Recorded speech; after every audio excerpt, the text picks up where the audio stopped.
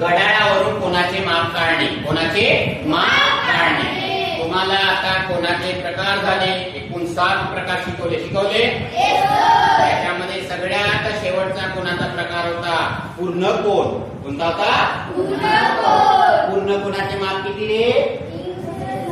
बोला. हा पूर्ण कोन काढला. टिंब दिला. पूर्ण कोन म्हणजे लक्षात ठेवा वर्तुळ कंस. वर्तुळ या ठिकाणी वर्तुळ कंसाचे माप एकूण किती रे 360. आपली घडी वर्तुळ कंस आहे. काय आहे आणि या वर्तुळ कंसावर हा जो मुद्दा आहे महत्वाचा स्कॉलरशिपला येणारा प्रश्न हा आहे. किती वाजून किती मिनिटं आहे. पटकन घड्याळ काढतो. इथं 12 लिहिलं, इथं 6 लिहिलं, इथं 3 लिहिलं, इथं 9. 1 2 4 5 7 8 10 11 लिहिलं. घड्याळ काढतो 4 वाजून 10 मिनिटं झालं.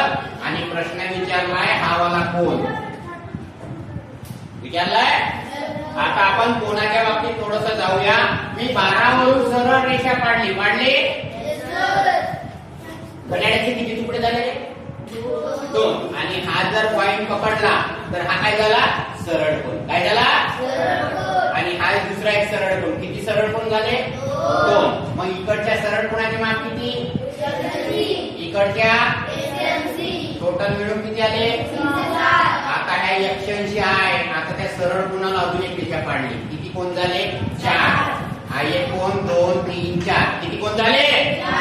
मग प्रत्येक कोणाचे माप किती रे 90. Very good. कारण हा काटकोन झाला. अरे हो गया की नाही. हो गया की नाही. याचे 90 याचे 90 याचे 90 याचे 90 झाले 90.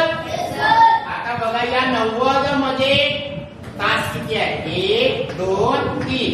किती तास आहे 3. मग हा इथपासून 1 इथपासून 2 इथपासून 3 तास आहे. मग याचे माप 90 असतील. या 3चे माप किती रे प्रत्येकाचे. बोला. अरे याचे 90 आहे इथपासून इथपर्यंत. मग याचे 90 आहे. मग हा इथपासून एवढ्याचे माप किती. एवढ्याचे माप किती.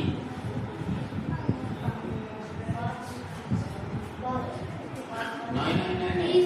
Very good. किती 30.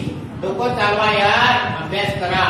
किती 30 एक 30 3 दुने 60 30 90. म्हणजे हा एका तासामध्ये 12 ते एका तासामध्ये किती अंशाचा कोन राहते 30. किती अंशाचा रे. मग हा बघा हा तास काटा आहे 2 वर. तास काटा आहे 4 वर आणि मिनिट काटा आहे 2 वर. ना हा कोण विचारला की इथपासून इथपर्यंत किती होईल अंदाजे 60. किती रे 60 अंश झालं.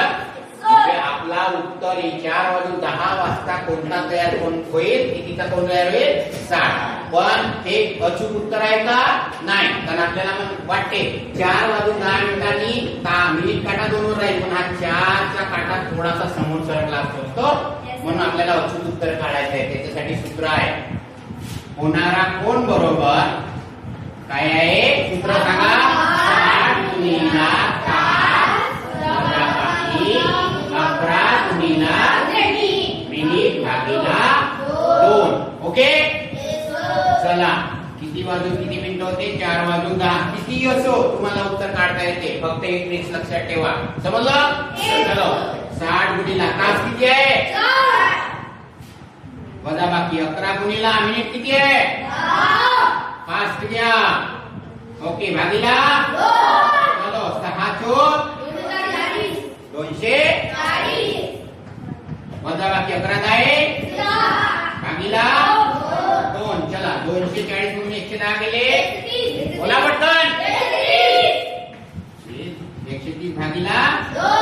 आता इथं काही मुलं आमचे भागाकार करतात. खूप लिहितात 130 भागिला 2. अरे आपल्याला माहित आहे 130 चे अर्थ किती. भागाकार करायचं नाही. स्कॉलरशिपला वेळ घालवायचं नाही. किती आलं उत्तर अंदाजे किती आला होता आपला ऍक्युरेट किती आला म्हणजे 4:10 किती अंशाचा कोण येईल 65 अंशाचा. ओके, कोणताही असो कोणतंही टायमाचं तुम्हाला कोणी म्हटलं 4:13 तरी काढता येईल, समजलं. काय लक्षात ठेवायचं, तासाच्या जागी तास ठेवा, मिनिटाच्या जागी कॅल्क्युलेशन करा, भागीला 2 करा. आणि हे सोडवताना पहिलेचे वजाबाकी करायची नाही. कंसाचे भागू बेव पदावलीमध्ये शिकवलाय, पेंडास आणि बोडमास शिकवलाय. तर हे कॅल्क्युलेशन करताना काळजी घ्या, पटकन उत्तर काढता येईल. समजलं. Okay, done.